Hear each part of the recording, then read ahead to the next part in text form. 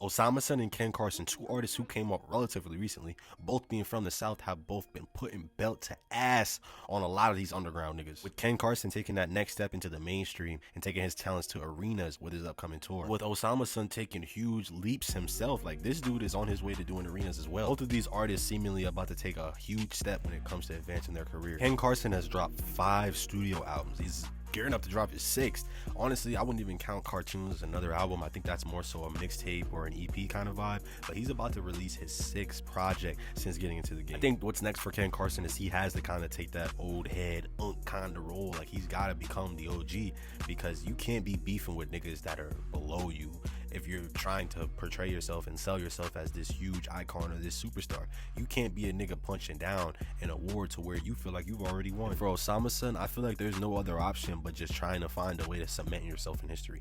He's already gained the fan base. He's already developed a relationship with fans to where he doesn't need anybody else. He doesn't need to dick ride the next nigga for a feature. He doesn't need to go on another nigga's tour to gain more popularity. He's already developed that by his damn self. But I do feel like after a certain point, you can't do it all by yourself. You have to merge your fan base with the next guy. You have to develop relationships within the scene, but it's got to be worthwhile. And with Osama and Netspend and Apollo Red all linking up to rock the Cartoons merch to help push this Cartoons rollout, I think this is massive for all parties involved. In terms of timing and fan reaction, this is probably the most perfect time to do this, because a lot of people have gotten to the point to where, you know, they either just stopped caring about Osama and Ken Carson and, you know, their differences, or they just like weren't there, they weren't around. So, you know, out of sight, out of mind. If nobody's talking about, you know, the issues that they had in the past, why should they even acknowledge it? I think for Osama and Ken Carson, a lot of their fans,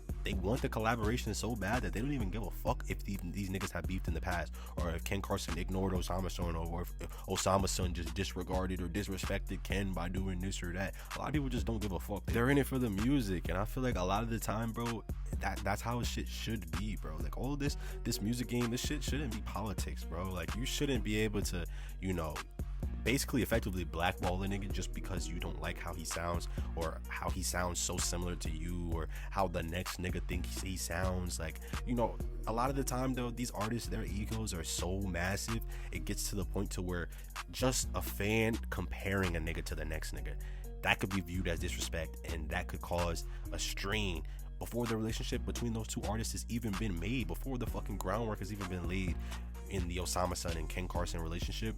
In terms of them potentially being friends and collaborating down the line, it was burned. The bridge was burned before it was even, the groundwork was even fucking laid, gang. Like, fans be ruining shit with the politics and with the comparisons before, like, niggas can even have the opportunity to link up, bro. Now niggas is automatically in defense mode. I feel like for Ken Carson, looking at Osama be compared to you super early on as I think I'm that nigga, you know what I mean? From looking at it from Ken's perspective, I'm thinking I'm that nigga. I'm the nigga at the Rolling Louds. I'm the nigga, you know, getting blessed with main stage, because when the 2023 comparison started to come around, early 2023, when Osama dropped Osama season and Ken Carson was performing for the first time on the main stage at Rolling Loud after the historic 2022 tent set with a whoa, the fucking what I freestyle 2 catastrophe. Like, I feel like Ken Carson was at that position to where he could, you know, pop his shit, but it kind of created an atmosphere to where he had to kind of become defensive and, you know, pop his shit in a way to where Osama could have eventually felt like, yo, like this dude doesn't fuck with me even though I look up to him. And that's not good for the scene, bro. Like, had these two niggas been able to have met, you know, organically, you know, whether that's running into each other backstage at a concert for a mutual, like say Playboy Cardi did like a pop-up in New York or something like that, and Osama in 2023 was clouded up to the point to where he was able to finesse backstage, and he was able to shake hands with, you know what I mean, the double O kingpins in the background, the goons, the all black fit goons with the bald head, skinhead vibes. If Osama was back there with Mitch Modes and Burberry area and them niggas, I'm 99% sure that relationship with Ken Carson would have just came naturally, just because you can just tell, bro, when niggas have genuine energy, it just, and there's no weird shit, it just comes naturally, bro. Niggas just vibe out. Niggas just, you know, accept each other's presence and just accept, you know, being around people, because not only are they cool peoples, these niggas, they have talents. Osama was truly talented, even way back when. You could just listen to the first 5 songs in Osama season. If Osama season would have been out and Ken would have heard that shit organically and he seen that nigga backstage at a Cardi concert, you gotta be fucking retarded to think that these niggas wouldn't have been cool, bro. Like, come on. Like I said, it's the egos, it's the underlying sense of competition to where like these niggas nowadays, they just, you know, they would rather resort to the politics and like, oh, like if this nigga is getting compared to me, I gotta do whatever I can to either step on his neck or just, you know, get in the way of him getting to where he wants to be. Because if he gets bigger than me, maybe niggas will forget about me. No, wrong. And I feel like Ken Carson's starting to wake up to that idea, bro. Osama son, he's gonna win regardless. No weird glaze shit, but like niggas fuck with him because he's Amari Middleton. Niggas fuck with him because, you know what I mean, he's like a regular dude that just made it in rapping, bro. Like everybody can see that and respect the grind, bro. Respect that he had to put in, you know, years of work to even be discovered, and then to finally get to the point to where your music's getting played on the mainstream. You know what I mean? They're comparing you to your favorite artists, to your inspirations that, you know what I mean, you viewed as guys that, you know, were the reasonings to why you started doing it the way you chose to do it in the end, bro. Like Osama son, like niggas seeing the grind, and that's why we fuck with him to the point that we do. Osama son didn't have the blessing of growing up around lit niggas, lit rappers like Playboy Cardi and, you know, Young Thug, like these type guys. Osama son had to grind to even breathe the same air as, bro. Like these niggas, they probably still wouldn't even fuck with this nigga to the point to where like, you know, like they'll bring him to the studio with them, or they'll have him in on the next studio session for their big album that they're planning on releasing. Like Ken was in these rooms earlier on. This is the shit that he's came out and told niggas. So it's just like I said, building on that sense of pride, that sense of ego. Like, yo, look, I've been around this music shit, bro. He just started doing this shit for real because of me. Shit like that, it starts to kind of build a rift before the relationship even starts. And it's fucked, bro. And, you know, looking at it from a fan's perspective, bro, seeing Osama son doing all of that shit by himself without having the same keys that Ken Carson was blessed with early on, like, it builds like a new level of respect and, you know what I mean, like appreciation for, you know, what he's been able to do pretty much on his own. And after a while, bro, even the people that don't like you, they're gonna eventually see you winning so much and seeing that you genuinely don't need them. Osama son's been winning for going on 3 years right now, selling out tours in the States, overseas, having some of the littest sets at these same festivals Ken Carson's at. He's been winning so much, Ken Carson has to acknowledge him.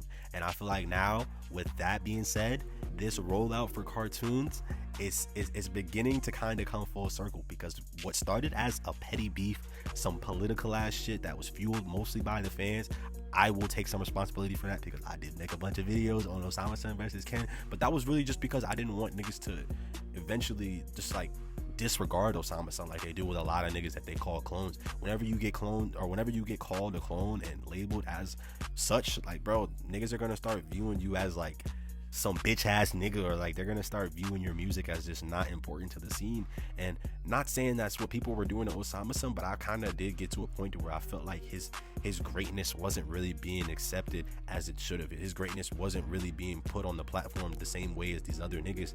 And, you know, me always being able to get my points across, and, you know, being able to spit my opinion regardless of how niggas felt. I feel like Osama son was doing some generational shit, bro. Being able to drop flex music without having all these industry ties to help push my album and to help scheme and to help give me ideas and shit. Osama son was just in that bitch, him and OK, and, you know, his producers locked in, doing how he felt shit should be done, bro. Not based on, oh, Ken did it this way, I'm gonna do it this way. No, Osama son was doing it his way, and that, for me, it felt like, to not see him get the respect that these other guys are getting, I felt like kind of disrespected myself. Like, bro, this dude has been able to, you know, get his shit off the ground, get to a point to where his shit's comparable, listening wise, quality wise, you know what I mean, sonically. Like, bro, his shit is like genuinely good, generational even, at fact. The replay value on Flextra or Jump Out, those two albums alone, crazy, bro. So imagine being a dude like Ken Carson and you being forced to deal with niggas like Niggas Hate the Real and G Book on the internet talk about Osama son might be catching up to Ken on some Lightning McQueen shit. You know, you kind of gotta respect it at a certain point, gang. You kind of have to, bro. And I feel like now it's kind of coming full circle. Osama son, Netspin, Apollo Red, three of the most lit up and coming niggas that are, you know, involved in the quote unquote underground scene right now. I believe that they're gonna be on the cartoons AP or mixtape, whatever you want to call it. I think that's the main reasoning to why they're even being seen rocking t-shirts saying cartoon in the first place.